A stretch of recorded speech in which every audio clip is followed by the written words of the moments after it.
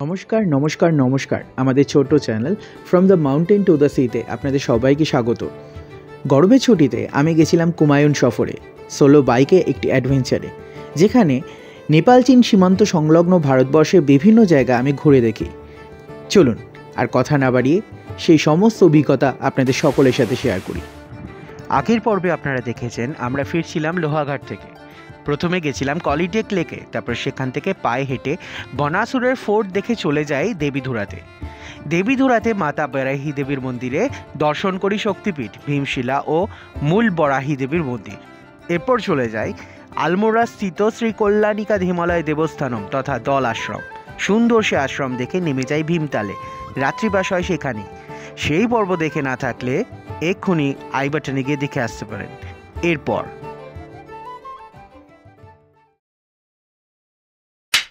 ঘুম থেকে উঠেই বারান্দার সামনের দৃশ্য দেখে মন ভরে গেল।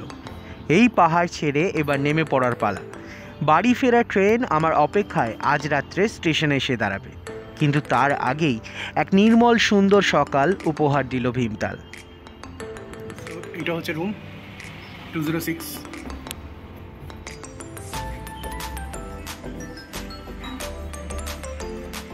আপাত দৃষ্টিতে দেখতে সুন্দর হলো, ভিজার কাজ করছিল না, এখনো টিভির কাজ হচ্ছিল না, এমনি রুম কমফোর্টেবল।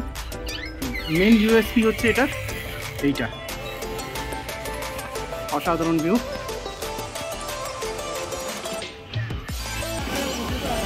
তো এটা ছিল আমার রুম, ওইখানটায় ছিলাম আমি। এখানে অনেকগুলি হোটেল আছে। তো আমি এখন এসে গেছি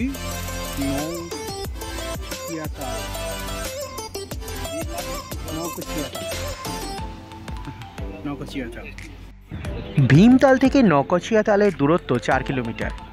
বাকি তালগুলির মধ্যেও এই তালটিতেও বোটিং বা কায়াকিং করার সুযোগ আছে। নতুনত্ব যেটা, সেটা হলো পদ্মের বন। এই হচ্ছে নকচিয়া তালের মেন ইউএসপি, ভর্তি একদম লোটাসে। আর এখানে বড় বড় মাছও আছে এক্সপেক্টেডলি। এইখানটা থেকে তো স্টার্টিং পয়েন্ট, এখানে প্রচুর বোটস আছে। আর এই রাস্তাটা এরকম ঘুরে আসছে এদিক দিয়ে। এখানটা অ্যাডভেঞ্চার পার্ক আছে, সেই জায়গাটা অ্যাডভেঞ্চার পার্ক আছে। এমনি পুরো জায়গাটা জুড়েই অ্যাডভেঞ্চার পার্ক রয়েছে অনেকগুলো, যেখানে করলেই হলো।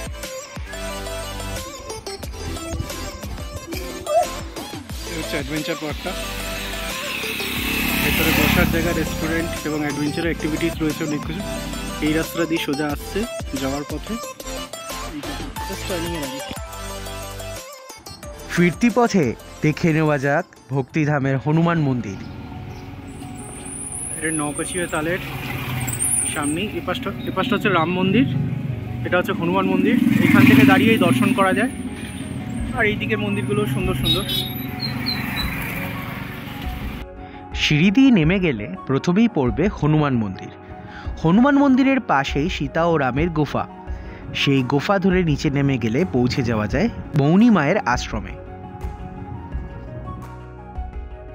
তো আমি এখন চলে এসেছি হনুমান মন্দিরের সামনে।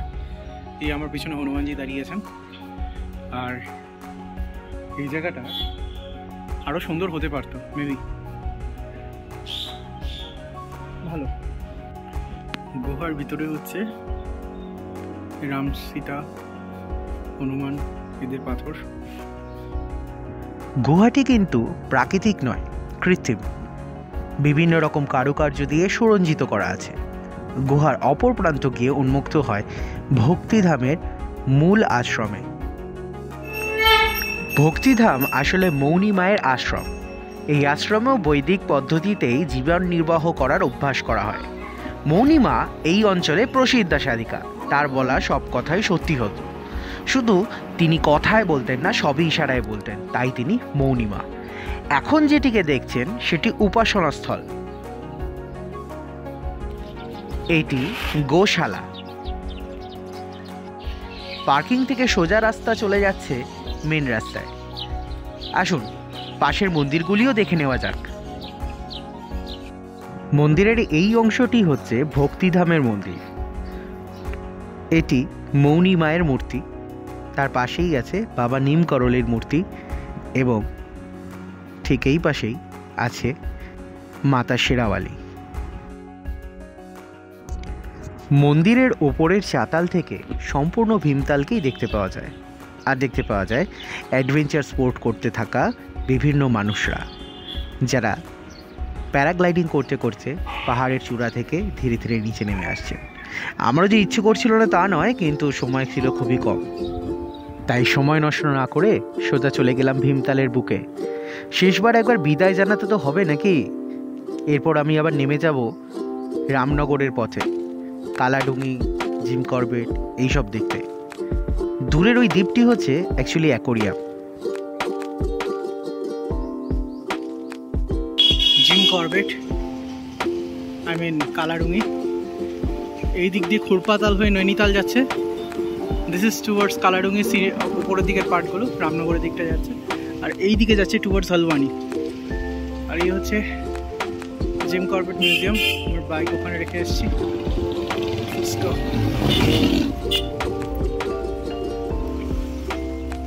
এখানে কী কী অ্যাক্টিভিটিস হয় সেগুলো সব দেখতে পাবেন। এই হচ্ছে park and that way is museum. এটা কোথায় থাকার জায়গা মোস্ট প্রবলি। এই হচ্ছে জিম করবেটের ছোট্ট বাড়ি।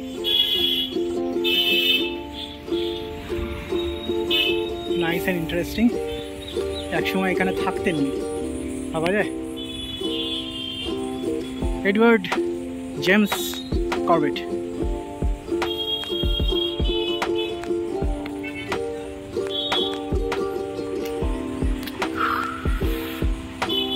এই গাছটার নাম bottle brush. This is the museum. You have to remove your shoes before entering into the place.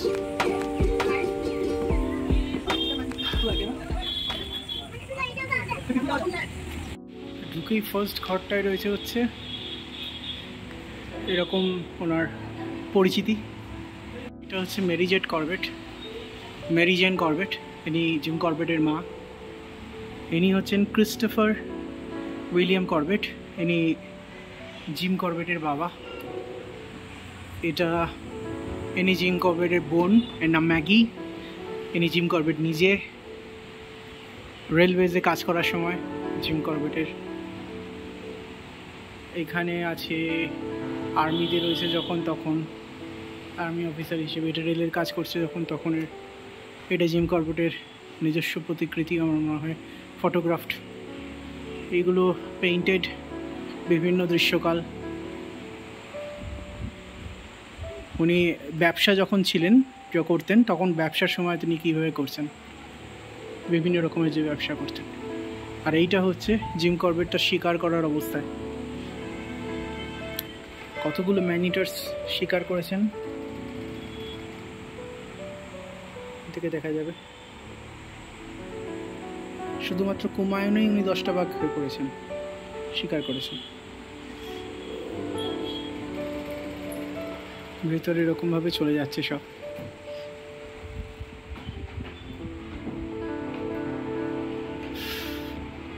অসাধারণ। ওরে বাপরে, হাতির পাল যাচ্ছে। তখনকার দিনের ডাক টিকিট, বাঘের ছবি দেওয়া। এটা তো জিম করবেটের ইজি চেয়ার, যেটাতে প্রবাবলি উনি ক্যারিড হতেন। ওই যে ওইরকম খাপের মতো।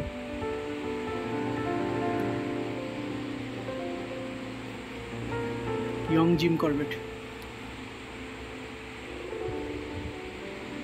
ওনার পোর্সেলিনের থালা, বাসন, বাটি, খুরপি, ছোড়া, এভরিথিং। এই যে বন্দুকটাও রয়েছে এখানে, না বন্দুকের বাঁট রয়েছে, হোয়াটএভার, টুপি সব রয়েছে।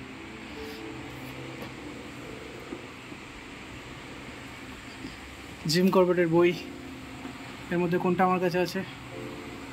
মোটামুটি অনেকগুলোই।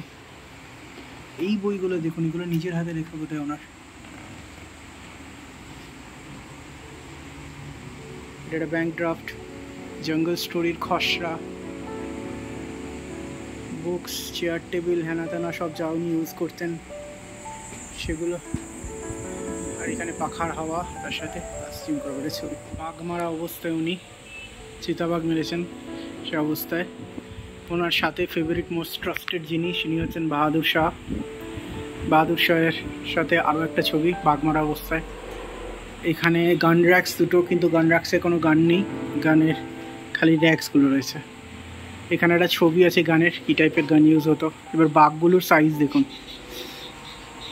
এক একটা বাঘ এরকম বড় বড় হতো, এখনো হয়।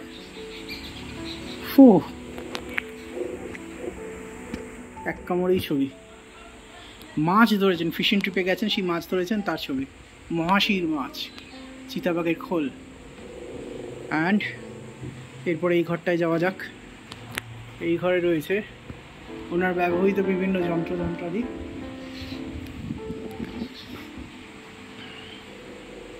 বিভিন্ন ছবি, অনেক লেখা ছবি, চিঠি, এগুলো যতদূর সম্ভব। নেগিকে লিখেছেন একটা চিঠি, জগৎ সিংকে লেখা দুটো চিঠি। মাই ডিয়ার বাবু জগৎ সিং, ডিয়ার হকিন্স, কাকে? Stephen Hawkins. 19 জানুয়ারির লেখার পরিসরে উনি এটা লিখেছেন। তার 19 জানুয়ারির যে লেখা 1948-এর, তার উত্তরে 29 তারিখে উনি কেনিয়ায় নাইরোবিতে হকিন্সকে এই চিঠিটা লিখেছেন। লাস্টে জিম করবেটের signature. My goodness, living history একটা, তাকে ইগনোর করা যায়? কোনোভাবেই যায় না। এখানে শুধু লিচুর গাছ, প্রচুর লিচুর গাছ, বিউটিফুল। এখানে একসময় উনি থাকতেন। ছোট হলদওয়ানি স্থাপন করে গেছেন তিনি এখানে, ছোট হলদওয়ানি, বিউটিফুল।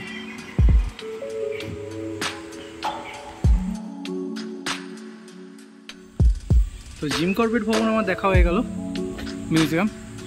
এ আমার পিছনে জিম করবেট।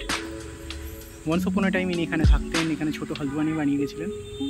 এমন একটা ছোট্ট জায়গা যেখানে জঙ্গলে ভর্তি, সেই জায়গাটাকে তিনি একটা সফর বা একটা গ্রাম বানিয়ে গেছিলেন, ভাবা যায়। আর এই হচ্ছে ওনার প্রকাণ্ড এরিয়াটা। এখানে বাথরুম আছে, সুন্দর গাছগাছালিতে ভরা জায়গা আছে। হয়তো আরও বড় জায়গা ছিল, এখন সেগুলো কমে গেছে সরকারি ইয়েতে। এবার এখান থেকে বেরোনো যাক। ঘড়িতে বাজে সময় 1টা। এখান থেকে বেরিয়ে এবার সামনেই একটা ওয়াটারফল আছে, সেই ওয়াটারফলটা দেখে বেরিয়ে যাব। তো আমি এখন আছি জিম করবেট ইকো পার্কে। এখানে পার পার্সন এন্ট্রি ফিজ হচ্ছে 50 টাকা করে। লাইট ভেহিকেলের জন্য, যে কটা ভেহিকেল হবে তার জন্য হচ্ছে 50 টাকা করে। হেভি ভেহিকেল হলে 100 টাকা। ভিডিও ক্যামেরার জন্য 200 টাকা অ্যান্ড অল। আর বাচ্চাদের বোধহয় 10 ইয়ার্স অ্যান্ড অ্যাবভ সবাইকেই চার্জ দিতে হয়। হাফ চার্জ ফুল চার্জের ব্যাপার আছে। 5 থেকে 10, 5 থেকে 15 বোধহয় হাফ চার্জ, তারপরে ফুল চার্জ। সেটা সঠিক আমি বলতে পারবো না, এরকমই কিছু একটা। এখান থেকে আরও 2 কিলোমিটার টিকিট কাউন্টার থেকে বাইকেই যাওয়া যাবে। তো আমি এসে গেছি এখন করবেট পার্কে। এখান থেকেও একটু হাঁটতে হবে, ওপর দিয়েও হাঁটা যায় আর নিচে দিয়েও হাঁটা যায়। নিচটা দেখে নিই। এখান থেকে আমি এখন এবার লালকুয়া যাব। লালকুয়াতে গিয়ে, বাহ, এই এতক্ষণে আমি একটা পছন্দ মতো জায়গা পেয়েছি। এন্ডে যদি একটা জল না থাকে মনটা ঠিক হয় না।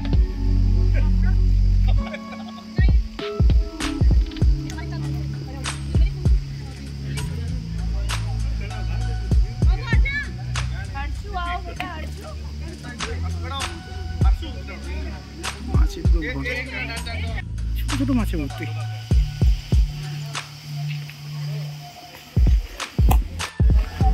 এখান থেকে উঠছি আবার সবর দিকে। এপাশে নালা, ওই পাশে নালা, সব দিকে নালা। খেলার জায়গা আছে, স্নান করারও জায়গা আছে,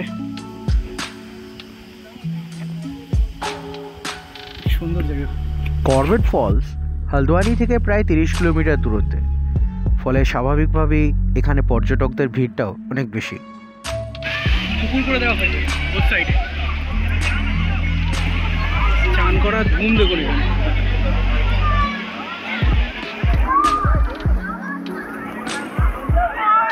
থেকে এসেছি, আর এখানে কয়েকটা স্টেয়ার্স আছে। এই কটা স্টেয়ার্স না টপকালে আপনি ওয়াটারফল অবধি যেতে পারবেন না। I can see the waterfall right here.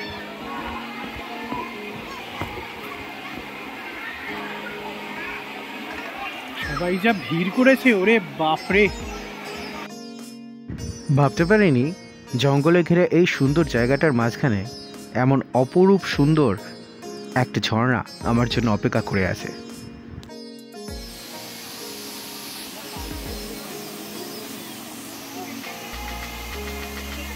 দুধ সাদা জল পাহাড়ের ওপর থেকে ঝাঁপ দিয়ে ঝরিয়ে পড়ছে আর বয়ে যাচ্ছে পাথরের খাঁজের মধ্যে দিয়ে।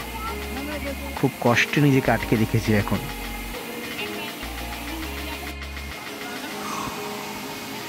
পারলাম না আটকাতে নিজেকে, অনেকক্ষণ ধরে ভাবছি না স্নান করে এসছি।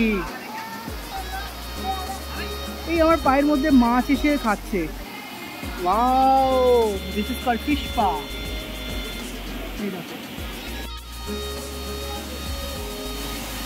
ফ্রিতে ফিশ পা।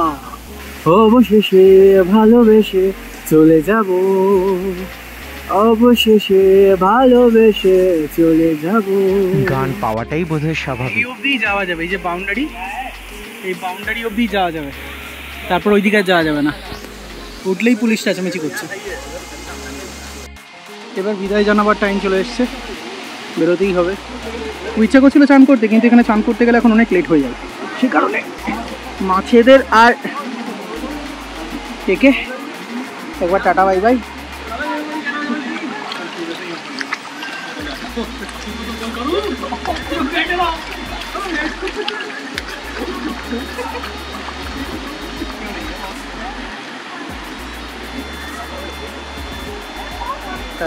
সামনেও আর একটা ওয়াটারফল আছে, বারাট বা এরকম একটা কিছু না, কিন্তু ওটাতে আর যাচ্ছি না। এটাই যথেষ্ট, মন খুশি হয়ে গেছে।